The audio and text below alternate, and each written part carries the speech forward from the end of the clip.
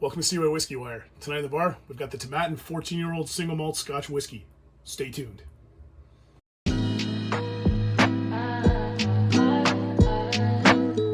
Hey, thanks for coming back.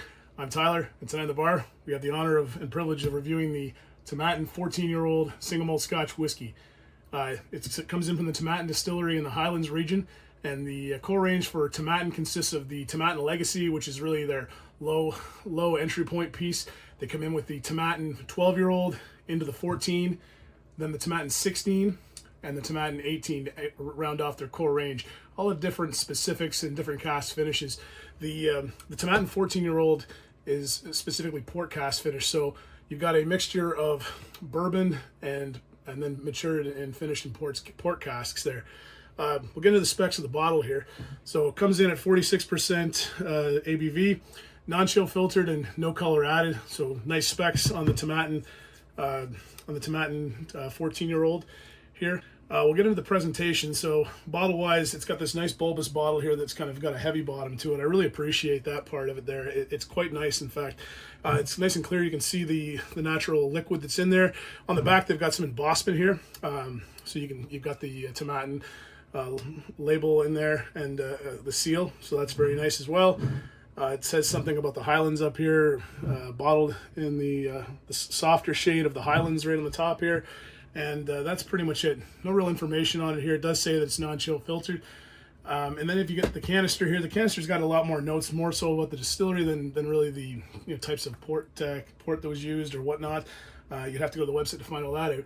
But net, I think it's a pretty nice bottle. Very regal. I like the burgundy and I like the gold and the black, kind of off black here. It really contrasts nice with it. And yeah, it's a great look there. Nice wooden cork on top. Very chic looking, in my opinion. We'll get into the pour now. And if you got a Highland, you got a Tomatin, you got the 14-year-old, you want to pour and nose and drink along with me, I encourage it. It makes things a lot more fun for you, and I enjoy you guys doing that with me here. So please feel free to do that. Color-wise, look at that. So it's a real amber orange hue to it there, and it really picks up all those colors and such from the bourbon and the port casks there, and you can see it. It's a real deep orange. Very nice, especially being natural color there. Just like a real vibrant orange. Yeah, very nice. So we'll get into the nose now, and yeah, looking forward to this. It's got quite the legs to it too. So yeah, we'll get into the nose and see what we can find here. Oh, that's nice. Oh boy, oh boy. Wow. So right off the get-go, I get some oranges, fresh oranges. Oranges, mangoes, and they're super fresh. You get the zest of it too. You get some chocolate in there, some dark chocolate notes. Fresh raspberries, almost like a jam, raspberry jam, sweet raspberries. Honey. Toffee notes in there as well.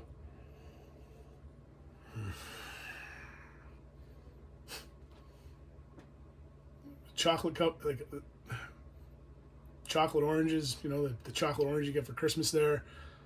Raspberry, strawberry, cherry jam, those jammy flavors and notes. Honey, toffee, and not a bit of prickle, no spice. Very nice on the nose. Oh boy. Yes, indeed. Oh, all right. Where was I? So we'll get into the taste then. And yeah, looking forward to this. The nose is fantastic already. So, Slanja, and hopefully you're at home drinking along with me. Let's get to it.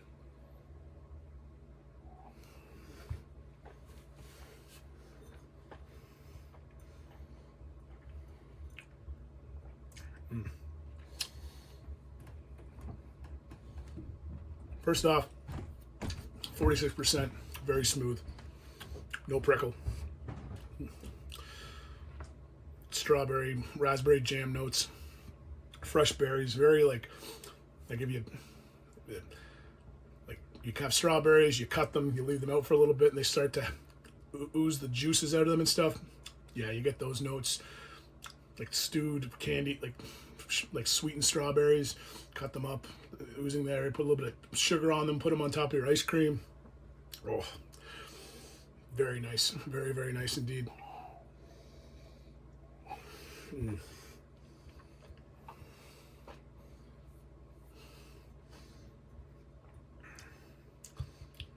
Honey, some toffee notes in there. You get that orange too. It's not nearly as heavy as those fruit, jammy, candy fruit notes.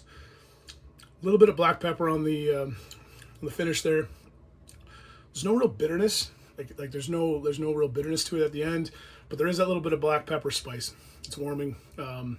Nothing too intense though. Almonds, like shaved almonds. It's that nutty flavor at the end. Mm.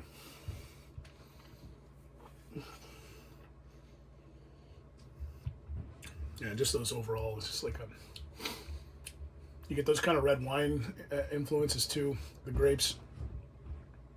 But yeah, very nice, very different. You know, the port cask really does add quite a bit to it. I will say that for sure. Very different and very sweet. It's a very sweet dram indeed. Yeah, so we'll get into the finish, and I'm going to go back in because it's super, super good and super, super smooth, and I just am really enjoying it. So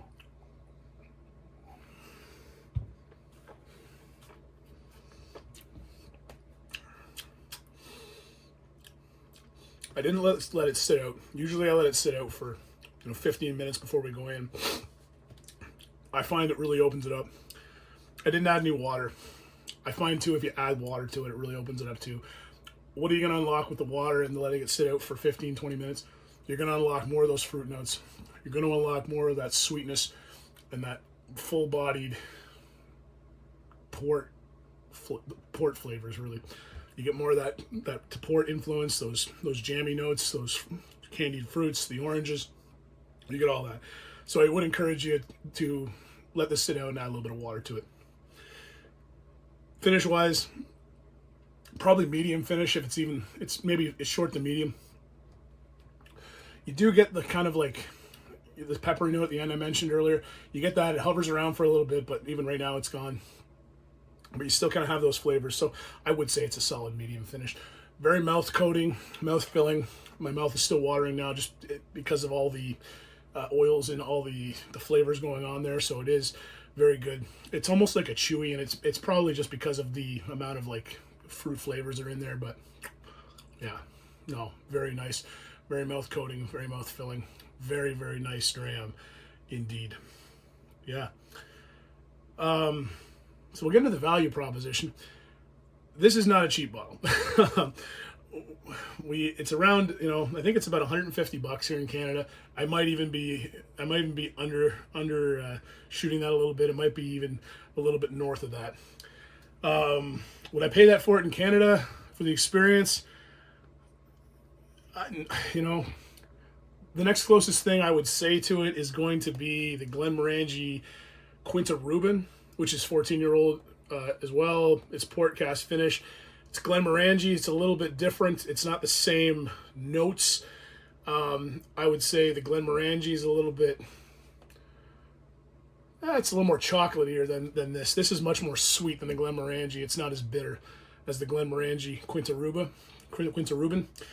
But the Glenmorangie Quinta Reuben is $120. So I would recommend, if you've never had port cask, matured, finished, whatever, Scotch before, I would probably say go with the Glenmorangie Quinta Reuben over the Tomatin 14. Now, that being said, this was a pickup in the U.S. for a friend of mine. He got a stellar deal on it, a very stellar deal on it. And for the price he paid, we'll be going back to this and stocking it and keeping it on our bar. It'll probably be the only port cask finish It'll probably be the only port cask finish Scotch on the bar, but this is the one we're going to go with. So would I say, is it better than the Quinta Reuben? Yes, absolutely. To me, it's very sweet. If you like sweet, you'll like this over the Quinta Reuben. If you like the price and you like a little bit more bitter, a little bit more chocolate notes, more of that chocolate orange notes, then I would say stick with the Glenmorangie 14-year-old.